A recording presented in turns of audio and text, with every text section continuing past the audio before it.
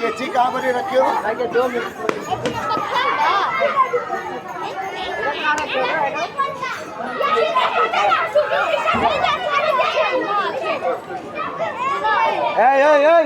तुम लोग के जाओ। कैची कहाँ जाने?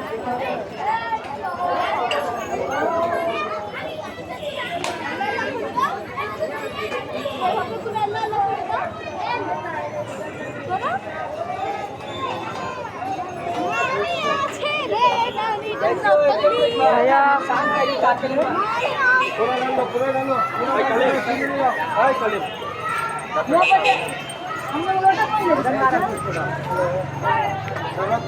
আঙ্কেল এরপর কি করতে হবে?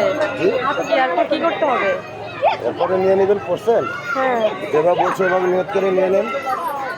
আচ্ছা এই হলুদটা কিসের? হলুদ মেহেদি। হলুদ মেহেন্দি হলো যাদের বিয়ে হয় না, অনেক বছর হয়ে গেছে তাদের জন্য। এটা হাতে যদি মেখে রাখে নিয়ত করে, ইনশাল্লাহ আল্লাহর ইচ্ছায় ওনাদের ওসিলায় তার বিয়ে হয়ে যায়। চলে আসেন, আপনি আসবেন, যেটা তুলে ভিতর চলে আসেন।